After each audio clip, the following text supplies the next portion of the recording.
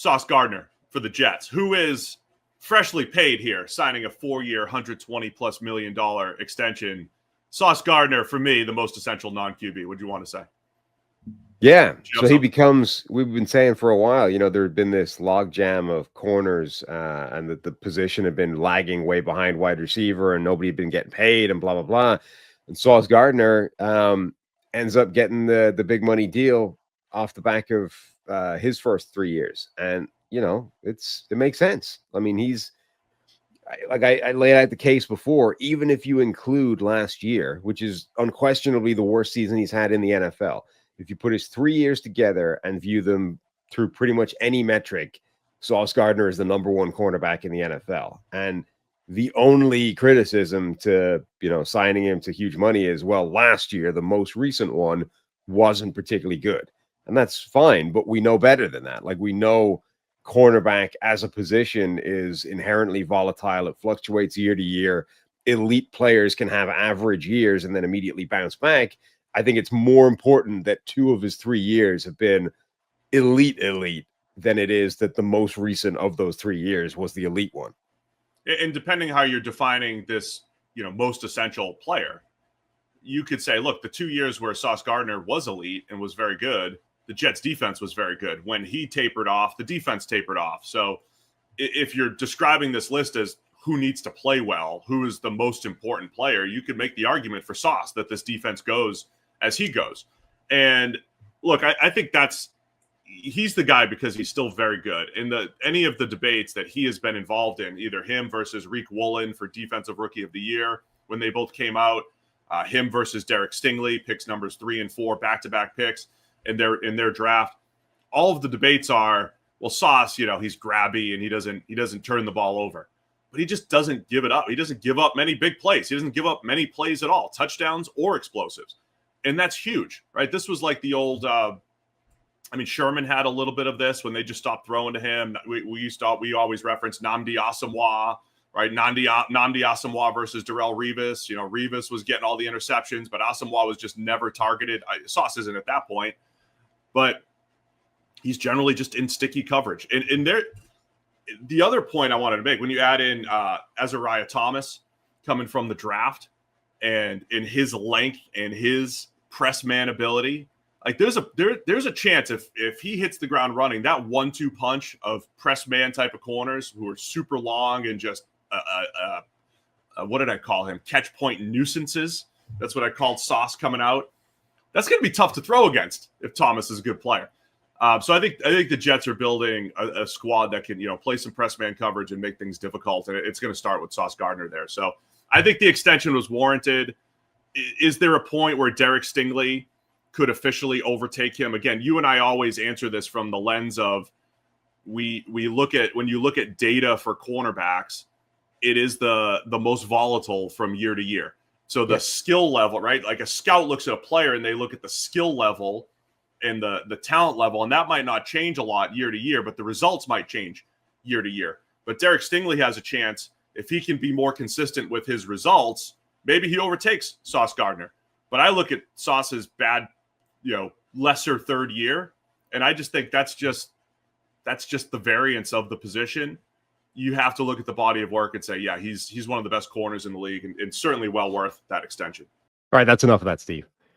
Over 50% of the people listening to this are not subscribed right now. So click that button, and then we can get back to whatever it is Steve's telling you about. I think stylistically, it's a lot like the Richard Sherman versus Patrick Peterson era, right? Where that's what it was, yeah. Like Derek Stingley skews a little bit more towards the Patrick Peterson style of player. Sauce Gardner skews a little bit more to the Richard Sherman style of player. And it's kind of like there are people that hate one of those styles. There are people that love one of those styles. And that doesn't tend to change. You tend to gravitate towards that style of player. I think I tend to gravitate towards the Sauce Gardner, Richard Sherman style of player. And I'm more concerned about what are you giving up before I'm focused on what are you taking away. There are other people that are definitely more attuned to the other side. Like I will give up a lot to get turnovers. I will give up a lot to be the ball hawk. Trayvon Diggs is in that category as well, right? Like I will concede a lot of big plays to get the turnover that he's gunning for every single game. And that's fine.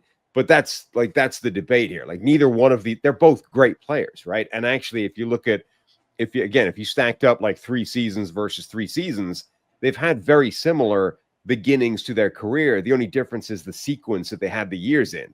Like Sauce went elite, average. Stingley went average, elite, kind of, right? That's they've essentially had the same 3-year career. They've just jumbled the order that they had the years. And we feel better from a sort of pattern point of view with Stingley's sequence, because it's like, well, you're supposed to, struggle a little bit to transition. Then once you're going, you're good. Where it just doesn't make any sense for you to be like, well, Sauce is coming off a bad year, therefore he's done, right? Like it's his 3rd year in the NFL. Like we've already seen he can be elite. So like, it just doesn't make sense to me to be like, well, last year wasn't that good, therefore he's a fraud. It's like, we already know he's good. We've seen it before that.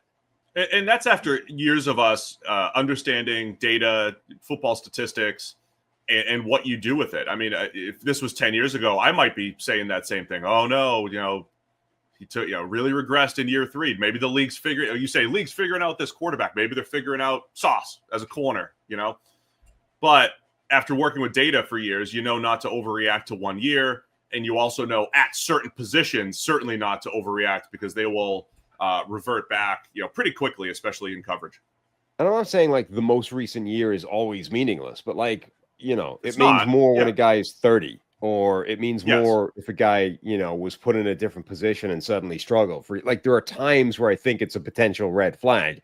Those times are not when it's a guy's 3rd year in the league and his other 2 years have been, phenomenal. Like I just don't see the reason to overreact to Sauce's average year last year. Just to put a bow on the Jets discussion, they also re-signed Garrett Wilson, so he gets a big deal at wide receiver. And now you're talking. It's just funny because Joe Douglas just gets fired, and all the players, these big name players that he left, are getting paid. And I think there's truths on both sides of this.